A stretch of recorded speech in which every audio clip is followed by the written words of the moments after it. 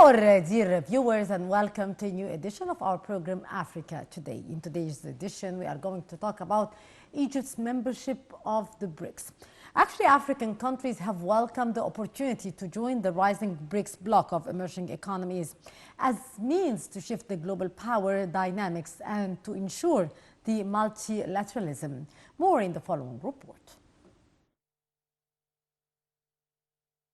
The BRICS bloc has admitted Egypt and Ethiopia among 6 new entrances to the formation, including Iran, Saudi Arabia, the UAE, and Argentina from January 1, 2024, making it a BRICS Plus bloc. South Africa's President Cyril Ramaphosa, chairperson of the BRICS summit, said South Africa had invited other countries to join BRICS as a gesture of Ubuntu, a practice based on the understanding that the success, prosperity and well-being depend on the success, prosperity and well-being of others. Speaking at the BRICS Africa Outreach and BRICS Plus dialogue, Ramaphosa said they saw the BRICS partnership as a catalyst for global growth and development that responds to the needs of all nations. Ramaphosa said it was the right of Africa and the entire global south to fully reap the benefits of global trade and investment, adding that Africa was looking to the BRICS partnership to unlock infrastructure and development financing and to make use of these opportunities. He said, quote, "We have to reform global economic, financial and political governance, including the multilateral trading system, so that we create a conducive environment for fair trade," end quote. He also said while many countries of the global south are seeing significant progress in industrialization, technological development, innovation and the digital economy, they are not fully reaping the economic benefits. He said by working together, by sharing skills and capabilities, by mobilizing resources, Africa will be able to give renewed impetus to global growth and sustainable development. Ethiopia's Prime Minister Abiy Ahmed said his country had always been a champion and a defender of multilateralism, and that BRICS was one key initiative responding to the repeated calls for a new and inclusive multilateralism. Analysts say the biggest takeaway from the BRICS summit was the naming of 6 new members. However, none of them were major trading partners with South Africa.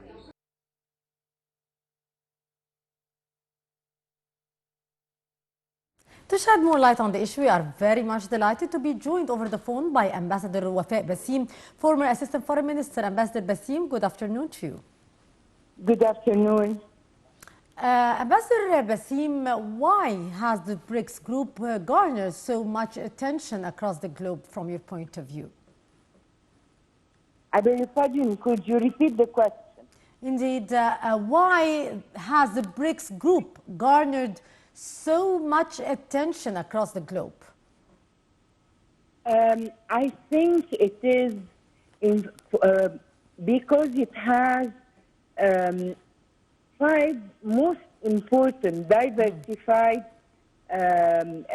economies, potential big economies.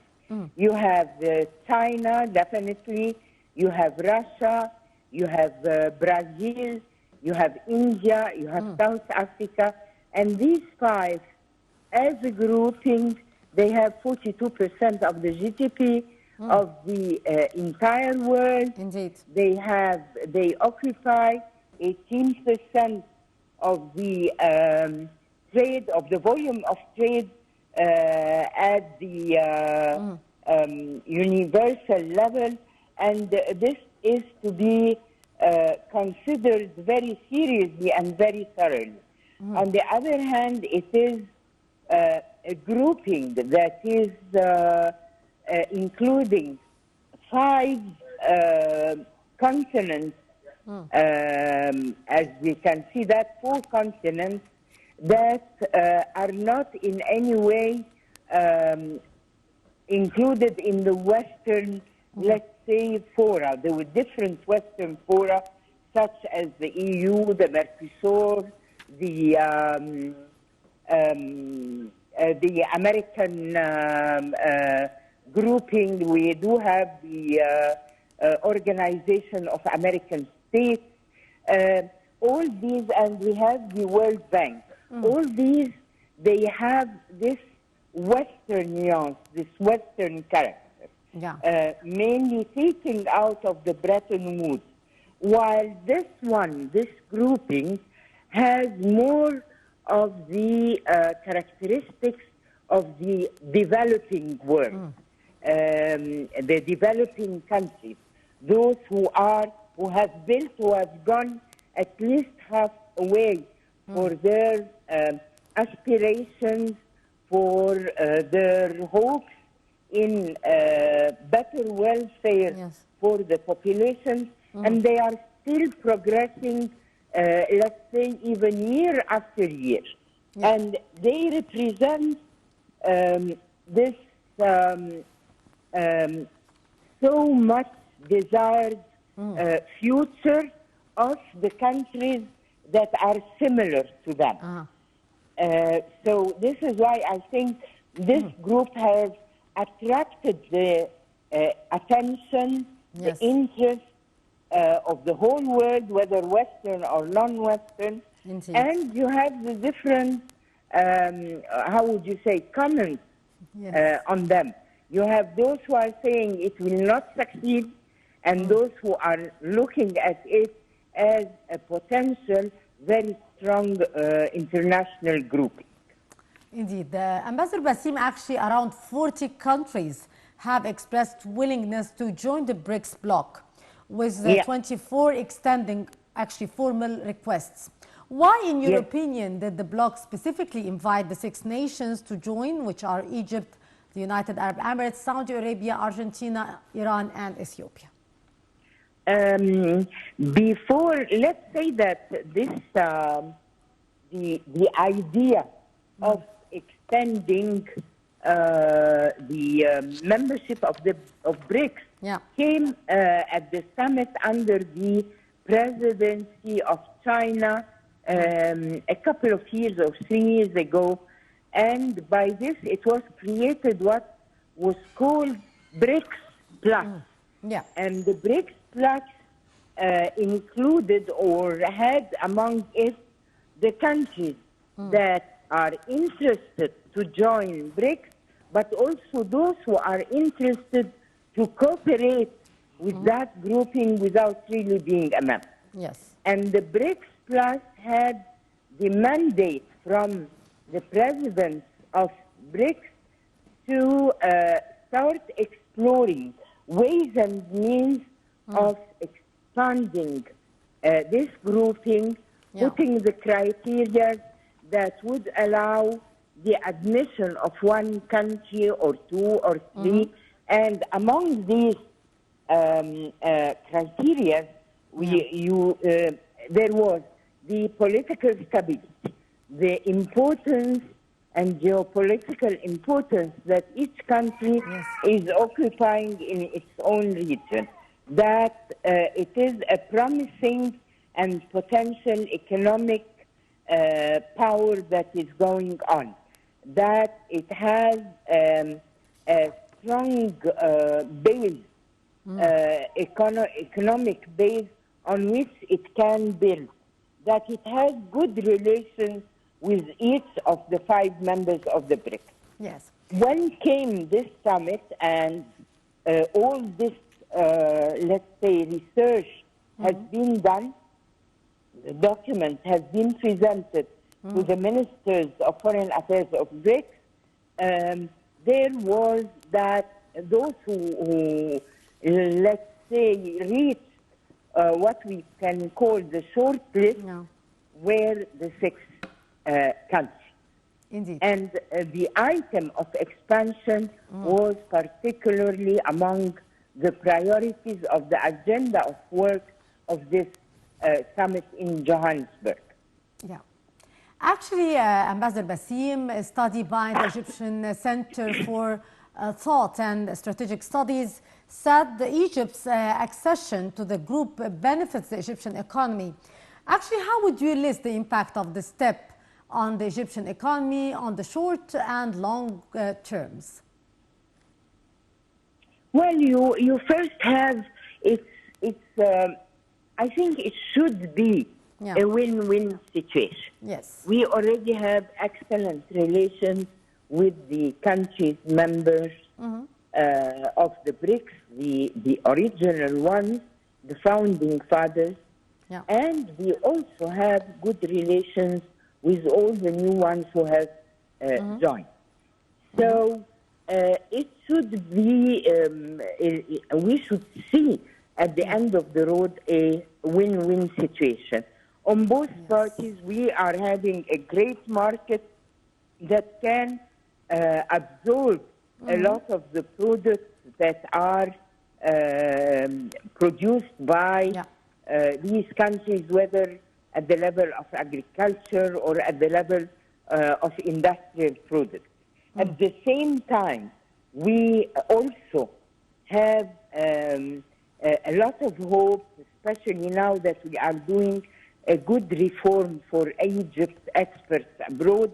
We have a potential of huge markets of 5, not only 5, now we are looking for other 10 countries on the other end of the relationship. We have excellent relations generally at the political level, and we are on the way of improving those with some of them, like what we are going, like the agreement with Iran on upgrading the relation at the diplomatic level. I mean, we can benefit from the attraction of investment. We can benefit from the exchange of trade. We can benefit from accessing other markets where these countries are key members. Because let's take the example of Egypt. These countries can access the whole African market through Egypt being the golden gate of the Commerce to Africa, for instance. Yes. So through Africa, the products of these countries will have more trade facilitation to go to the rest of the African countries. Yes, indeed. We have the Suez Canal.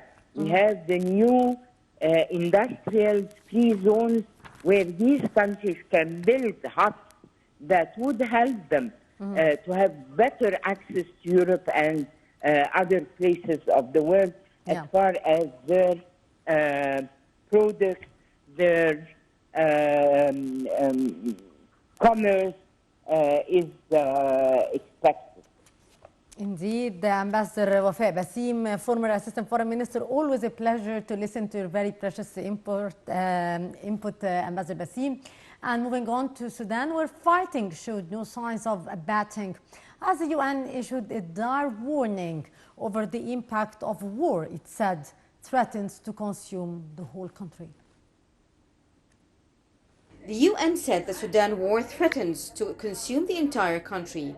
This came as paramilitaries launched a renewed attack on a key armored corps base in the capital south, according to witnesses. The army and the rapid support forces have been battling to control the corps since Sunday.